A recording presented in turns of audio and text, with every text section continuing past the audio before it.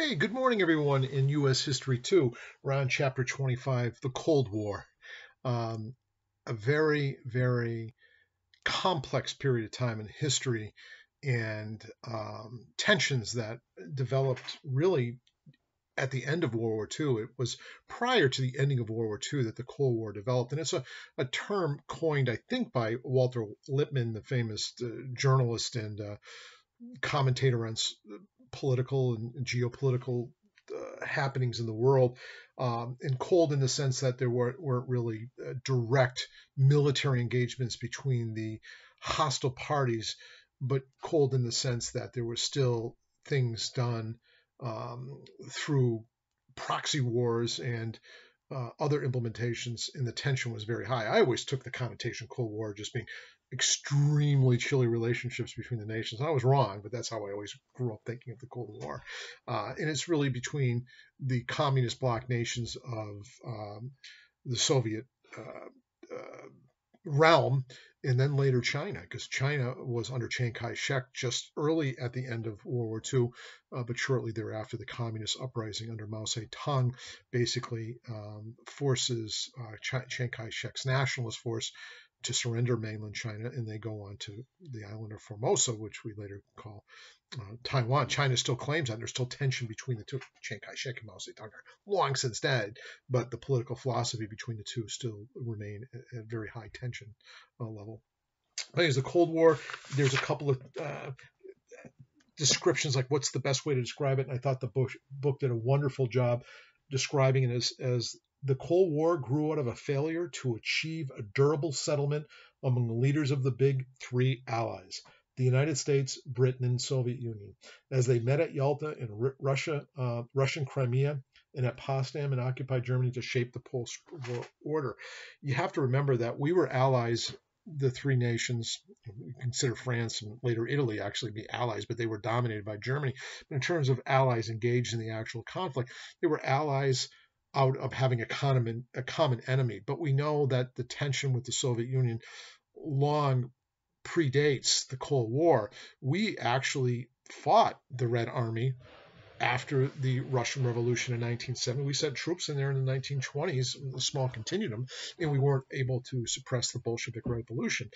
So the tensions were always high, and there was always an anti-communist sentiment in our own nation. And the reason why we were allied with the Russians is we had a greater enemy, and that was Hitler's Germany and fascist Mussolini in Italy. But these tensions were there, and you have to remember, and I'm not trying to defend communist Russia by any means, but you have to remember that the post-war Russian civilian and military casualties were monstrously high. So you can imagine, if you were a political leader in that nation, the paranoia and fear of having to go through another affair such as that had to have a tremendous weight on policy. And so what they tried to create by basically dominating Poland and Czechoslovakia and the Balkans and all the areas around there was largely to create, in the mental mindset, a buffer between them and potential threats from Great Britain and the United States. The capitalist systems of the world versus the communist systems that existed. And just to show you, and I wish the book did this, talking about the psychology of what it was like to be in the Soviet bloc. Here's how many Soviet Union casualties there were in the war. Military deaths, over 10 million. Total deaths, including civilians, 24 million people died in World War II. That's just unbelievably catastrophic. The United Kingdom, Great Britain, how many did they lose? Military, 383,000. 5% of what the Russians lost in military. In 450,000. 500,000 as opposed to 24 million. Unbelievable contrast. In the United States, we lost roughly 400,000 military, just another couple of thousand in civilian lives from World War II. Again, very small numbers relative to the Soviet Union. Yugoslavia itself lost 1 million, double what the United States lost, double what the Great Britain lost in the war. So these countries, these communist bloc countries, were in a state of utter horror from the results of World War II. So them trying to create these satellite states in the buffer between basically Europe and the Soviet Union can be understandable in that context on some level. But we know the tensions are very high. We know Winston Churchill was working very closely as the war was starting to end with FDR and then later Truman, and they created something called the Atlantic Charter. This was in 1941. Basically, it was trying to revitalize Wilson's view of the League of Nations. And we know we get the United Nations out of this. FDR dies just before it's an inaugural meeting, but it's designed to basically create world peace and to do things like the United Nations were the League of Nations were hoping to do under Winston Churchill. We know there's a very similar phenomenon involved in that it doesn't seem to be nearly as effective as one would hope it would be. But in that, they created the 14 points, the ending of hopefully imperialistic activities by the wealthier nations of Europe. 50 countries were initially joining it, but 5 seats would be called the Security Council. They could veto things that were considered contrary to their interests, which basically watered down the impact of the United Nations like nobody could imagine. And I believe the 5 are United States, Great Britain, France, China, and the Soviet Union. And all of these things came out of it in terms of financial war, the World Bank, the International Monetary Fund, and creating a tariff system that would be equitable throughout the whole world was trying to done. And the Soviets rejected it all. They lived in a state of paranoia and thought everything related to the United Nations was just designed to undercut their interests. Very, very tense period of time in history. And we know that one of the policymakers during this time, George Kennan, was basically a ambassador with the Soviet Union, recognized that there's no way we're ever going to work with them, and he wrote articles under a pseudonym called Mr. X, and regarded the Soviet Union as a rival, not a partner, and we needed to have a policy of what we call containment, because the whole goal of the Soviet Union was to spread communism throughout the world. At least that's what the belief was, and we had to contain it. We couldn't let that happen. We had to keep the world free and safe for democracy, and that tension keeps rising. And then we know Truman gets into office, and there's a doctrine called the Truman Doctrine that we can't jeopardize letting communists take over those weak nations, either financially or suffering from poverty and things like that, where communistic ideals might well be successful winning the hearts and minds of the people. And the concept of the Truman Doctrine became a cornerstone of the American policy in 1947, and they gave $400 million in aid to Greece and Turkey because there was a concern that communists were making inroads, and so we're going to win the hearts and minds through dollar diplomacy. And this containment had to continue, and that's what leads us really into the Korean War. And then the Marshall Plan develops. The Marshall Plan, I think, is one of the most successful and beautiful, although it gets criticized later. I think it's one of the most successful. And the Marshall Plan was taking these defeated nations and these war-ravaged nations and rebuilding them, helping them build successful Republican democracies, helping them financially rebuild their economies, and do so not through punishment and reparations, but through rebuilding programs. And therefore, we'd win the hearts and minds of these communities. Japan, Germany, Italy, all of these countries needed to be rebuilt and brought back into the fold of free nations, if you will, through self-determination and ending militaristic goals. And the Marshall Plan, I think, was hugely successful. And it was named after General Marshall, who proposed the concept at a speech made at Harvard University in 1947. But the Stalin and the Russians didn't like the Marshall Plan, were completely against it, because what did he see? With Trojan horse. And what are Trojan horses? If you know the old mythological story, there's a giant wooden horse. I don't know if it was given as a gift, but basically it was inside the horse was a bunch of military people. And once this big, wooden horse got into the comfort zone of the enemy, all the soldiers would come out of the wooden horse where they were hidden in there. In the theory or the belief of the Russians were that the Marshall Plan was just a guise, if you will, or a scheme to basically create Western philosophical dominance in all of these countries, and therefore Stalin wouldn't participate, would do everything in contravention of it, and they created their own plan, and it was called the Molotov Plan. And basically they would pour money and resources and support into ailing nations in order to become more allied to the communist ideology and to the Russian or the Soviet goals. And that tension, I remember this growing up, was, who's going to control countries in South America. I mean, and there was Russian influence and there was American influence, and who's going to win the hearts and minds. And we were doing these proxy wars. We were never directly at war with the Soviet Union, but we were constantly engaged in sort of what we call proxies. We would fight through other avenues in order to try to gain the upper hand, both in terms of national influence, but also in terms of technology. And that comes to the next section. And we know Stalin tried to exercise greater, tighter control over Soviet spheres. Poland, Czechoslovakia, Hungary, they all become dominated by the Soviet bloc. And we didn't do a heck of a lot about it because we recognized we didn't want to leave it to World War III. But there was an agreement that Germany would be split from East and West Germany, and one would be dominated by the communist bloc of Soviet Union, the other would be free, but obviously reformed by Great Britain, France, and America to be a democratic, self-determining nation.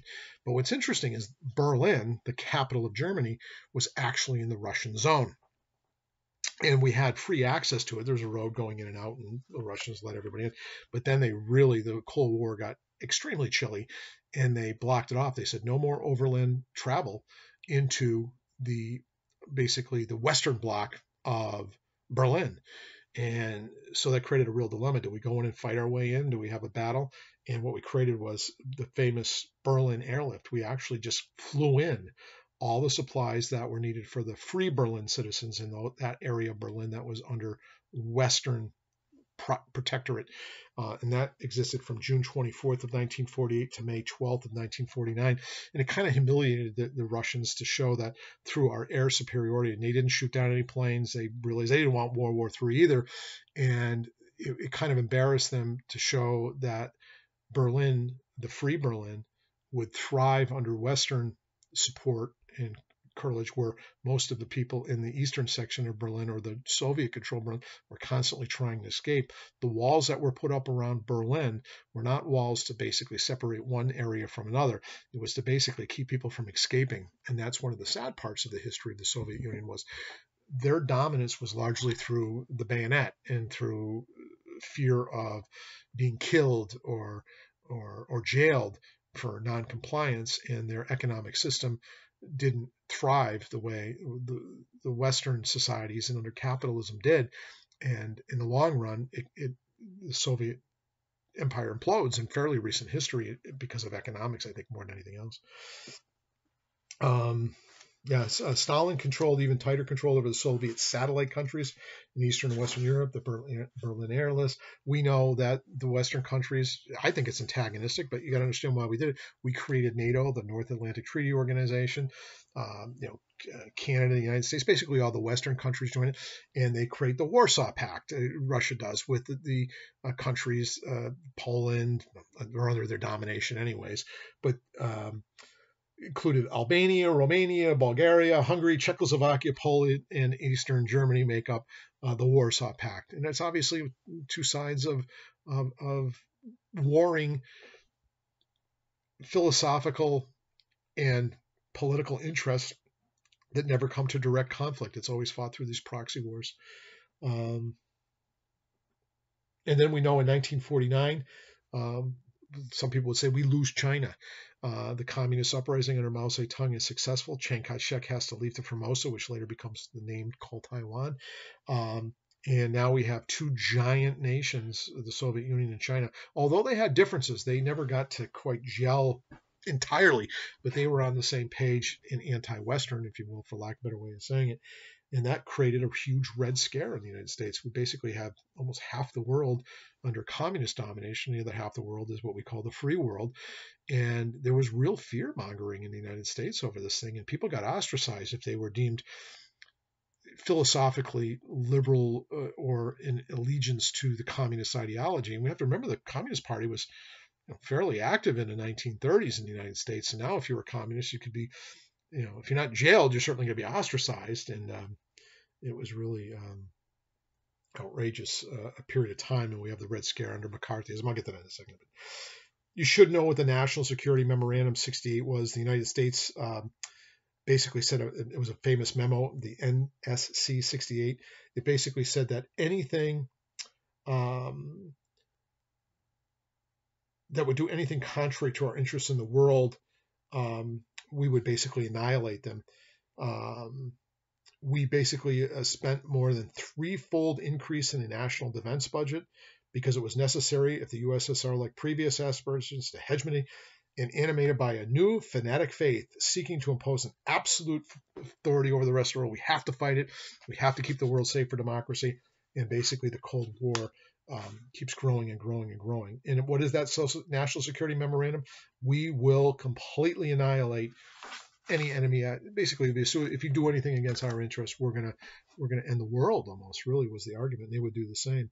We knew the Korean War breaks out in the 1950s. North Korea is supported by Russia, and North Korea split after World War II. The Japanese had dominated the peninsula. Now, as a result of the settlement of World War II, North Korea is part of the communist dominated with China and Russia. They're an independent country, of course, and South Korea is a democracy. But we know that North Korea decides to invade with the support of the Soviet Union into South Korea. A lot of people think it's the United States that intervened. It's actually the UN that intervenes, although it's basically funded and manned, if you will, by United States forces. But it was a United States. We fought out of the United Nations flag in South Korea. Douglas MacArthur, some think a war hero from World War II, brings the troops into Incheon, and he runs the gamut. He brings them right up to the Yangtze River, or the Yalu River, I should say, and the Korean-China border. He wants to go into China. So let's just clean it out right now. Let's just solve this problem right now. Douglas MacArthur is a bit of a wild child, for lack of a better way of saying it. He wants to go into China. Let's just take him out. And he's right there. But what is he greeted by at the border of China and Korea? I believe it was something like 500,000 Chinese military was ready to go. And they did. They came right in.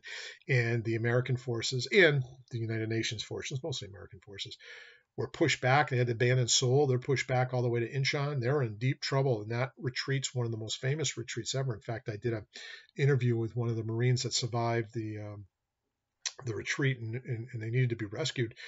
And MacArthur heavily criticized Harry Truman for not using, atomic weapons, not giving him more military supplies, not going in there and basically taking on all of China and Russia. Let's just settle the world's problems. And Douglas MacArthur's opinions were very, very popular, but the recognition is who's the commander-in-chief? It's the President of the United States. So Harry Truman is getting heavily criticized by Douglas MacArthur. Harry Truman does not want to go to World War III. He's going to give more military support. We're going to push back to the again to the, I think it's the 38th parallel, which is the specific one, and we ultimately enter into peace accords, and we go back to status quo ante. But what's interesting about that is MacArthur really, really has an identity as supporting one of the camps that we should have done it right then and there. We had military superiority. But it was going to be World War III, and it would be really, really tragic with probably a lot of atomic bombs going off. But Douglas MacArthur gets fired by Harry Truman, and it doesn't talk about that a lot in the book, but he went over and visited Harry Truman. Harry Truman went over to visit Douglas MacArthur, and he wrote a letter back to his daughter. One of my favorite stories in the letter goes, "I just got done meeting with God." And if you study Douglas MacArthur, a bit of an egomaniac, and he thought he was above the law, and he thought he was above anybody else, and he was very confident in his abilities. And Harry Truman fired him, and Douglas MacArthur came back and gave a speech to the both branches of the Congress, the Senate and the Congress, in a joint session, and he gave the famous speech that old soldiers never die, they just fade away. And he did fade away fairly rapidly after that, but a lot of people thought he'd run for president. I don't think I have any of the display cases behind me, but I do have several Douglas MacArthur, draft him for president as a Republican. But of course, we know Ike, who's a little bit more balanced, a little bit more, I don't know, he's got some humility. He's going to win as a real hero that's also not kind of radical like Douglas MacArthur for the next presidency. Truman could have run for another term. He wins in 48. Everyone thought he was going to lose. He wins again. But the Korean War was a real bogged down thing, and Eisenhower campaign basically said he can end the Korean War. He did, but he didn't end it with success. It wasn't a war. The UN resolution conflict. But Truman probably saw the writing on the wall that he was going to lose the election if he did run, but maybe he didn't want to run anyways. And we know Harry Truman basically steps aside. So the Republican, and everyone, he was a very moderate guy, but he was a very cautious president, probably going to go down in history as one of the better presidents, because he was a thoughtful guy, and that's like Eisenhower, boring, you know, it's me. But then we know the arms buildup was dramatic. The space race, although I wasn't alive for it, we know the Soviet Union's. You have to know that they were beating us in the space race, and that was really traumatic to the American psyche. And we had to catch up. They put Sputnik up. They put the first man in space. I don't remember his name too because he died later on. Sergei Korvalov. No, that's not the one I'm looking for. Yuri Gagarin, very popular throughout the world, and he was the first. Launched into orbit in April 1961. We followed shortly thereafter with Alan Shepard. We know we were the only nation to put human beings on the surface of the moon. And the space race was really part of the Cold War. A lot of people think it was about scientific innovation and we want to, advance and do space travel, but it was really militaristic underpinnings to the whole space race. And I can remember, and I wish I knew the number in front of me. I don't know, was it 68 or 69? I might as well lunar landing. Now I got to look it up. Because I can remember as a little kid,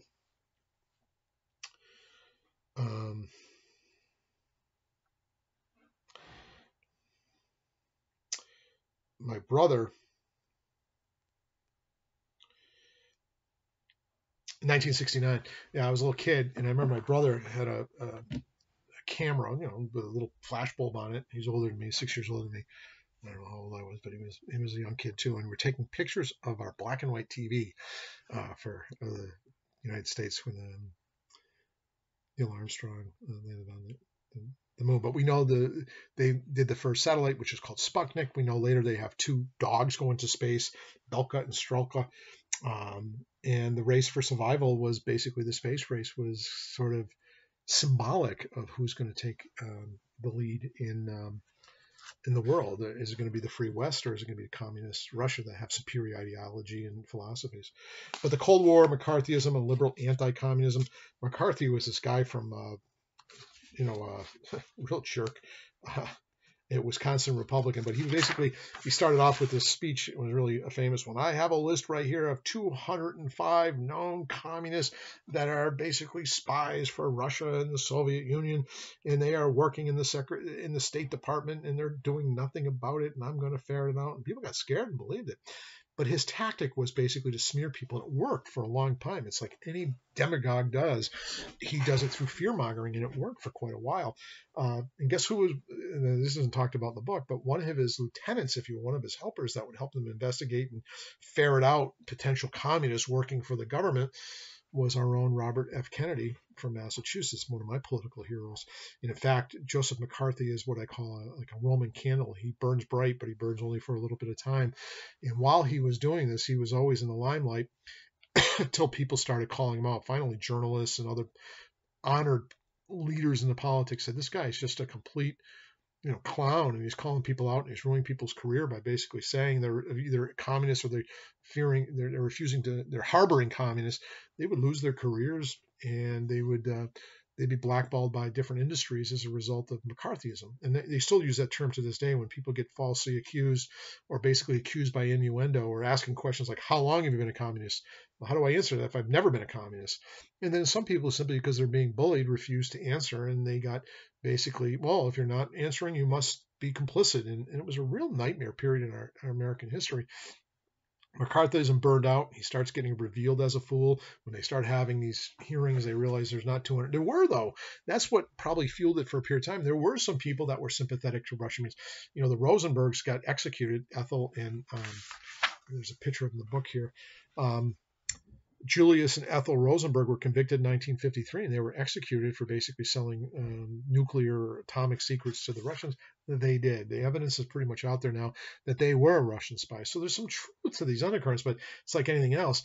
It was much less severe than people depicted, and McCarthyism made it sound like it was running rampant, and there's like, basically spies everywhere, and you can't trust anybody, and you had to be true blue, you had to be religious, you had to be patriotic, and if you had progressive liberal ideology, especially when it came to like labor and things like that, you often got pinned down as a communist. Labor did very poorly during this period of time because the labor movement was often found as affiliated with the concepts of communism.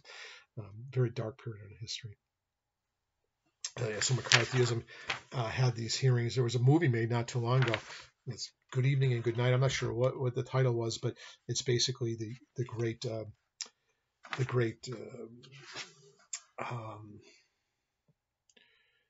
newspaper and early television reporters that basically called out McCarthy for the fraud that he was, and as a result of that, Americans started to see that McCarthyism was just that, just a red herring.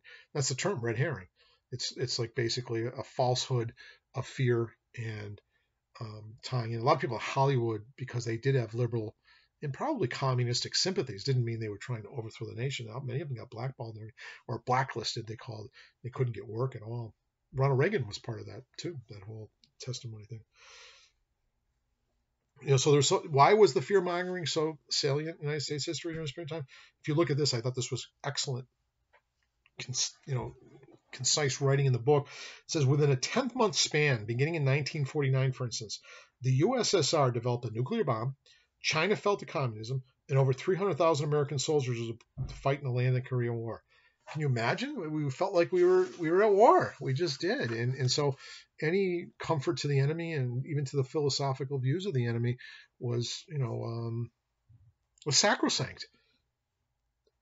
And part of the anti-communist frenzy actually made people often, they thought, Christianity, because the earmark was basically communism was atheism and democracy was Christianity. And then it got expanded to Judo, the ethic of Christian Judeo ethic. Almost any religion was better than no religion at all. So the faith got very broadened, but you had to have faith.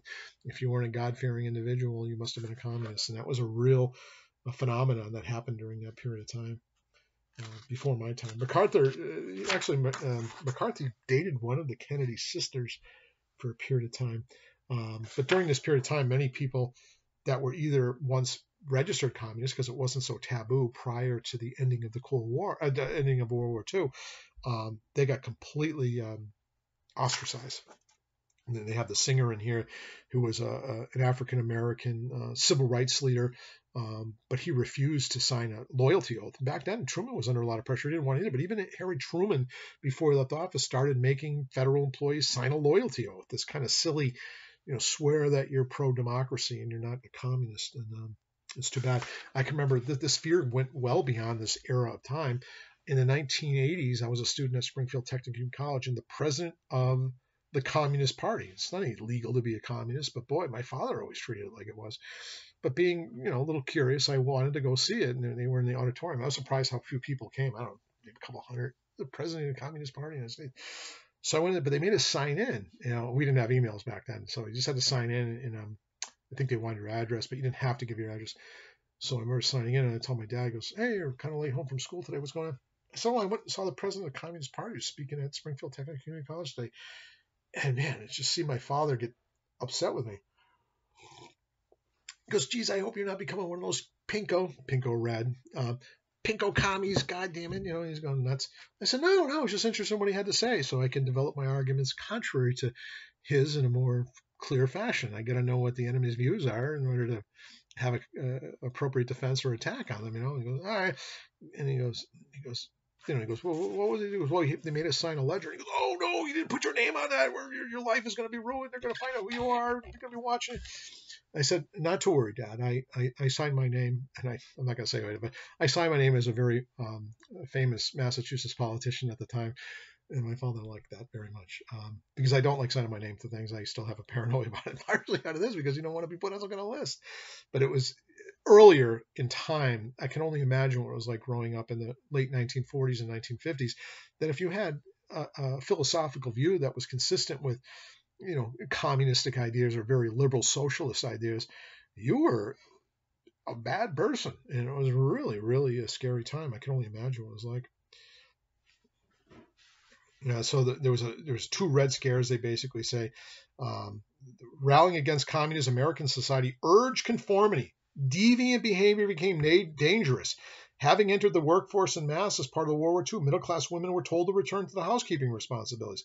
Having fought and died for American democracy, black soldiers were told to return home and acquiesce to their American racial order. Homosexuality, already stigmatized, became dangerous. Personal secrets were seen as a liability exposed to one to blackmail.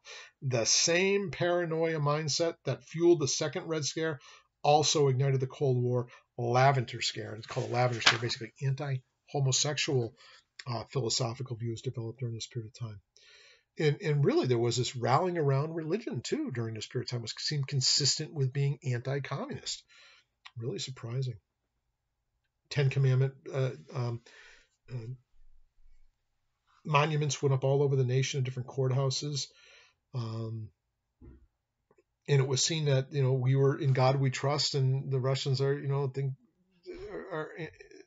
are all atheists. It's just amazing phenomenon. And here's the guy I was thinking of, Edward R. Murrow, on March 9th of 1953, finally really tells people that McCarthyism and the Red Scare is undermining the best American values that we really have. And I love this statement. He said it. If you watch the movie, I think it got an Oscar nomination. I haven't watched it. Of course, I should.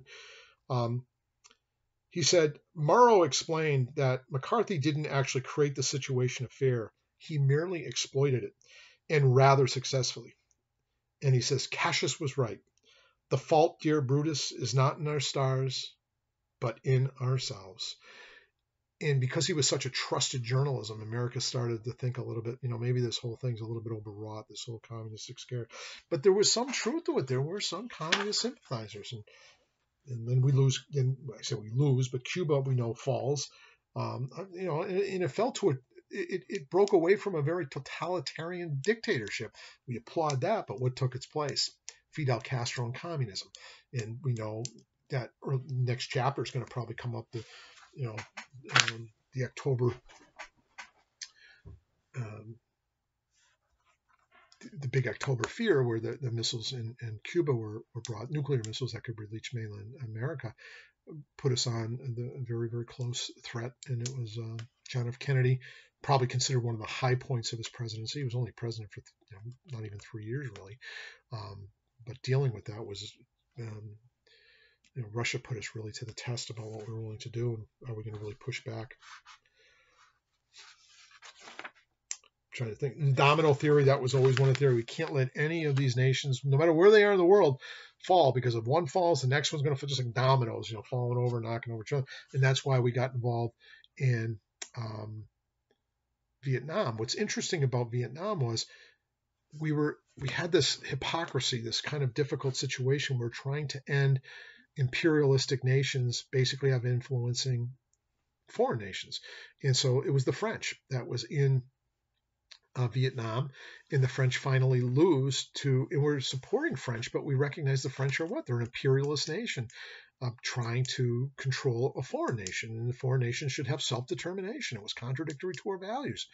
But eventually we know that the French lose, and then we slowly get in with military advisors under the Kennedy administration, or really even back under Eisenhower, but then Kennedy, and eventually it breaks out into full-blown conflict where we lose many, many American lives under LBJ, and then for a period of time under Richard Nixon.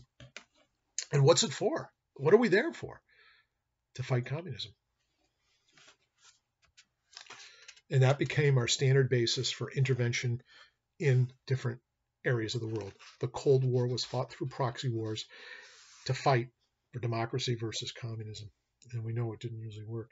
And ironically, a lot of people find it interesting. A lot of people think that Eisenhower was definitely an anti-communist character, but at the end he recognized a weird sort of influence that on his exit speech he basically said the military-industrial complex is controlling our nation. Basically, these large military manufacturing companies are controlling politicians, and the combination between them is fueling basically conflict and or American policy, and it's very, very dangerous. And it still rings a bell, to me at least a little bit. And here it is. American post-war foreign policy leaders struggled to balance support for decolonization against the reality that national independent movements often pose a threat to global interests that we had. So we supported the French because even though we wanted to have Vietnam be self-determining, if they were self-determining, they would become communists and go into the sphere of influence against with the Russian republics. Yeah, proxy war in the Third World. And then we tried to start doing these different things. We had Congress pass the Smith-Mute Act to promote better understanding of the United States. We had foreign students come in and study here, and our students would go there, and hopefully we would win the hearts and minds of foreign nations that way. And Russia did a very similar things as well as that. And at the same time, African Americans still had to fight for equity here, even at home, never mind equity abroad, and being fair. And we know there was a rise of many civic leaders, and I'm hopefully going to be dealt with in significant detail in the next chapter, is the rise of Malcolm X, Paul Robeson, W.E. Du Bois was still alive for a period of time at the edge of this, and we know obviously Martin Luther King Jr. Interesting chapter, a lot in it. Some of it's dry, but it influenced generation, including my own, and the book does references. In the early 1970s, when I was a school kid, in order to survive nuclear Armageddon, we actually used to do drills every Friday afternoon at I think it was noontime. The air raid things were. We'd actually have to. There was a turtle cartoon thing that we had to do, and we'd have to get under a desk and cover our heads with our hands in order to survive nuclear annihilation. Kind of an interesting period in our history. But I got to admit, I grew up in an era where to be communist or affiliated with communism was to be evil, and that philosophy was there for a long time. And I wish I could find it. It's probably still in my parents' house. But I actually had a poster really at the height of the Cold War when it was a goofy cartoon poster where they had like the good guys. It was based upon a Clint Eastwood, the good, the bad, and the ugly. And the good guys were Ronald Reagan, Al Haig, I think the Margaret Thatcher, like the Western, and the bad guys were, Khrushchev and Fidel Castro and these other communists, and Mao Zedong, and I forgot who the ugly were, probably some, other leaders. And it was basically a fake poster about the movie, The Good, the Bad, the Ugly. But it ends because the communist Russian bloc just couldn't keep control, and eventually, whether they did it of their own accord or they had to do it is still a question that history is going to have to sort out.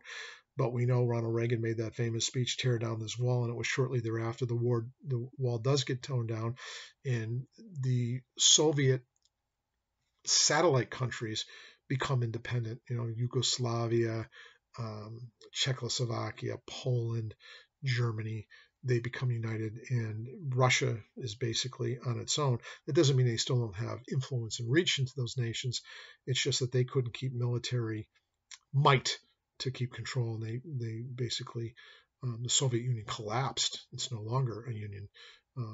And a lot of people give credit to Ronald Reagan, but it really was an effort since the close of World War II to right up into the 1990s to do it. So the credit is much more dispersed than to Ronald Reagan, but he's often looked as the symbol of the successful outcome, if you will, if you think it's successful, of the Cold War. Bit rambling today. Apologize, but that covers that chapter, the Cold War chapter for U.S. History 2. Hope you are well.